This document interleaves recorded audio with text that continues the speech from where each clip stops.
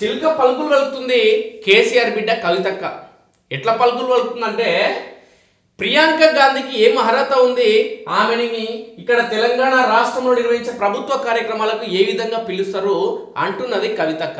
కవితక్క ఇట్లా మాట్లాడితే సీతక్క, మంత్రులు సీతక్క, అదేవిధంగా కొండా సురేఖ ఇజ్జత్ మొత్తం తీసారు కవితక్కది. ఎట్లా అంటే, ఇప్పుడు ప్రియాంక గాంధీకి ఏం అర్హత ఉంది తెలంగాణ రాష్ట్రానికి వచ్చి ప్రభుత్వ కార్యక్రమాలు ప్రారంభించడానికి, ప్రభుత్వ పథకాలను ప్రారంభించడానికి అని కవిత అడిగింది. అదేవిధంగా బీసీ సామాజిక వర్గానికి సంబంధించిన సమాజ స్ఫూర్తి ప్రదాత జ్యోతిరావు పూలే యొక్క విగ్రహాన్ని అసెంబ్లీ ప్రాంగణంలో పెట్టాలని చెప్తుంది. అన్ని చిలుక పలుకులే అక్కవి. మరి 10 ఏళ్ళయ్యా ముఖ్యమంత్రి ఉన్నాడు, 10 ఏళ్ళు అన్న మంత్రి ఉన్నాడు, 10 ఏళ్ళు ఈమె బావ మంత్రి ఉన్నాడు, ఈమె కూడా ఎంపీ చేసిన తర్వాత ఎమ్మెల్సీ చేసింది. ఎందుకు 10 ఏళ్ళు అడగలేదు కవితక్క? ఢిల్లీ లిక్కర్ స్కామ్లో బిజీ ఉన్నావు, అవినీతి అక్రమాలు చేసేందుకు, భూ కబ్జాలు చేసేందుకు బిజీ ఉన్నావు.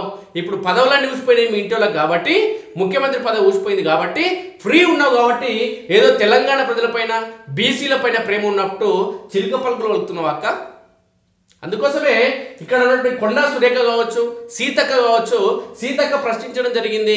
కుక్కలకు లక్షల కోట్ల రూపాయలు కట్టించుకొని ప్రభుత్వ ఆస్తులను ధ్వంసం చేసి షెడ్లు కట్టుకున్నారు కుక్కలకి.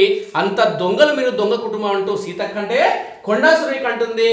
శ్రీరాముడు, భద్రాద్రి శ్రీరాముడికి మీ అన్న కొడుకు అంటే చిన్న పిల్లగాడు, బచ్చగాడు పోయి భద్రాద్రి శ్రీరాముడికి ఏ హోదాలో పట్టు వస్త్రాలు సమర్పించిండు అంటూ కొండా సురేఖ పేర్కొనడం జరిగింది. మరి ఇప్పుడు చెప్పాలి ఈ రెండు మాటలకు కొండా సురేఖ కావచ్చు, సీతక్క వీళ్ళు ఇచ్చిన 2 ప్రశ్నలకి కవిత ఇప్పుడు సమాధానం చెప్పాలి. కవితక్క ఢిల్లీ లిక్కర్ స్కామ్లో ఇరికి ఈ తెలంగాణ మహిళల యొక్క ఆత్మగౌరవాన్ని మొత్తం ఢిల్లీ దగ్గర తాకట్టు పెట్టిన కవితక్క బీసీల గురించి, లేదంటే పదవి లేని ప్రియాంక గాంధీ గురించి ఈమె మాట్లాడడం, చిలుక పలుకులు పలకడం నిజంగా విడ్డూరం మిత్రులారా. నిజంగా అంటే నిజంగా విడ్డూరం.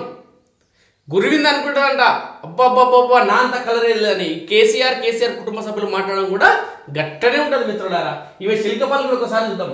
అధికారిక కార్యక్రమాలకు ప్రియాంకను ఎలా పిలుస్తారు, ప్రజాదరణను దుర్వినియోగం చేస్తున్నారు, ప్రభుత్వాన్ని పడగొట్టాల్సిన అవసరం మాకు లేదు అంటున్నది కవితక్క.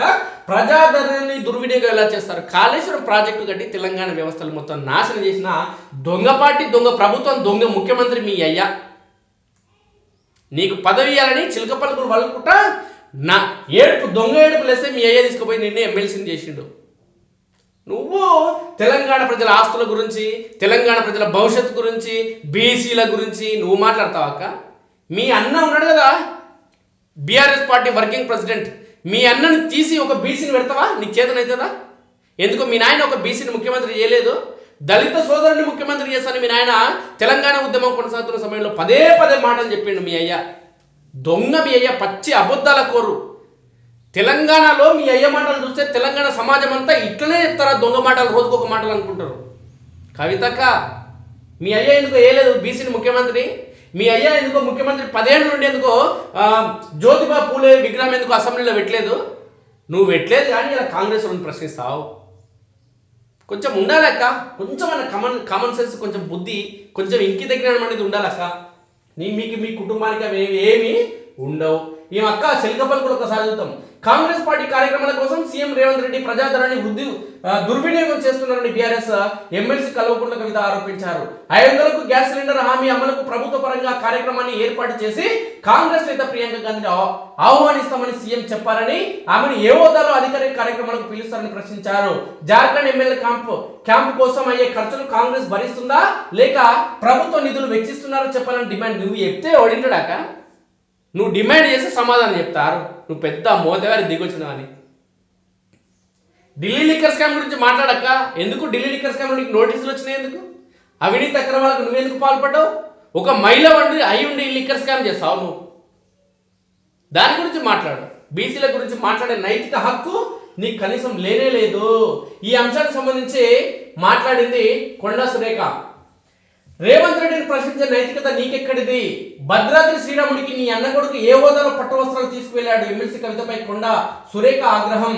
ఇంద్రావళి సభపై సీఎం రేవంత్ రెడ్డి ప్రశ్నించే నైతికత ఎమ్మెల్సీ కవితకు ఎక్కడుందని మంత్రి కొండ సురేఖ ఆగ్రహం వ్యక్తం చేశారు. దోపిడీల అవినీతితో సాగిన బీఆర్ఎస్ పాలనను, లిక్కర్ కేసు అక్రమాలను జనం మరవలేరని కవిత గుర్తిస్తే మంచిదని హితవు పలికారు. హన్మకొండలో ఆమె మాట్లాడుతూ ఇంద్రవెల్లి సభలో రేవంత్ రెడ్డి అధికార దుర్వినియోగానికి పాల్పడ్డారని కవిత వ్యాఖ్యలు చేయడం విడ్డూరంగా ఉందన్నారు. ఏ హోదాలో మీ అన్న కొడుకు భద్రాద్రి శ్రీరాముడికి పట్టు వస్త్రాలు తీసుకెళ్లాడు? సమాధానం చెప్పాలని కవిత ప్రశ్నించారు. బీజేపీతో ఒప్పందం వల్ల కవిత లిక్కర్ కేసు నుంచి తప్పించుకుంటున్నారని అన్నారు. కాంగ్రెస్ 6 గ్యారెంటీల్లో మరో రెండింటి ప్రకటన సమయంలో ప్రియాంక గాంధీ రాష్ట్రానికి వస్తారని రేవంత్ రెడ్డి చెప్పడం కవితకు అభ్యంతరం ఏమిటని ప్రశ్నించారు.